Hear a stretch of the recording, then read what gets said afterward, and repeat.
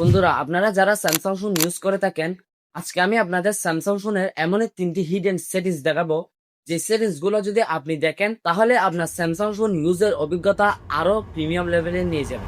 তো 3 নাম্বার সেটিংসটা কখনোই মিস করবেন না, সেটা খুবই ইন্টারেস্টিং হতে যাচ্ছে। তো ভিডিওটা পুরোটা কন্টিনিউ করতে থাকুন।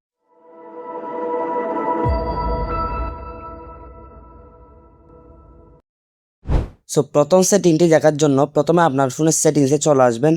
আপনার ফোনের সেটিংসে আসার পর এখান থেকে নোটিফিকেশনে ক্লিক করবেন। এখান থেকে নোটিফিকেশনে ক্লিক করার পর নোটিফিকেশন পপআপ স্টাইলে ক্লিক করবেন। নোটিফিকেশন পপআপ স্টাইলে ক্লিক করার পর এখান থেকে নিচে একটা অপশন দেখতে পাবেন, অ্যাড লাইটিং ইফেক্ট। এই অপশনে একটা ক্লিক করবেন। এখানে ক্লিক করার পর এখানে আপনারা 5 ধরনের ইফেক্ট দেখতে পাবেন।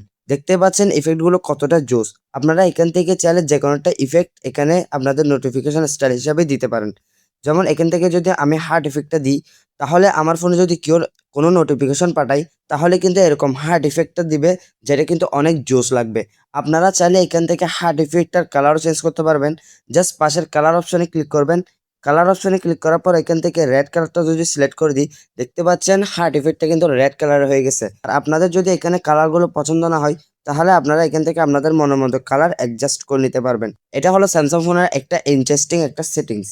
সো দ্বিতীয় সেটিংটা করার জন্য আবারও নোটিফিকেশন অপশনে ক্লিক করবেন। নোটিফিকেশন অপশনে ক্লিক করার পর এখান থেকে অ্যাডভান্স সেটিংসে ক্লিক করবেন।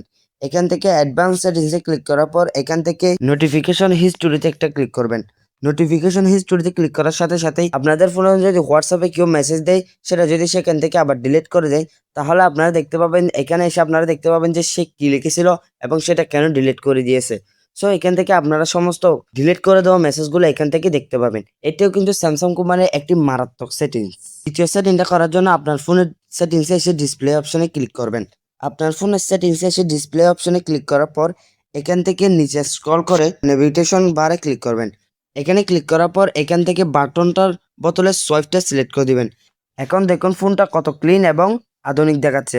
এটা কিন্তু বড় স্ক্রিনের জন্য একটি আরামদায়ক সেটিংস। সো গাইস, ভিডিওটা কেমন ছিল অবশ্যই বলবেন। আর এই 3টা সেটিংস আপনার থেকে কেমন লেগেছে সেটা অবশ্যই আমাকে কমেন্ট করে জানাবেন।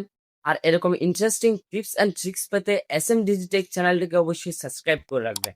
সো দেখা হবে আপনাদের সঙ্গে অন্য কোনো নতুন ইন্টারেস্টিং ধামাকাদার ভিডিওতে।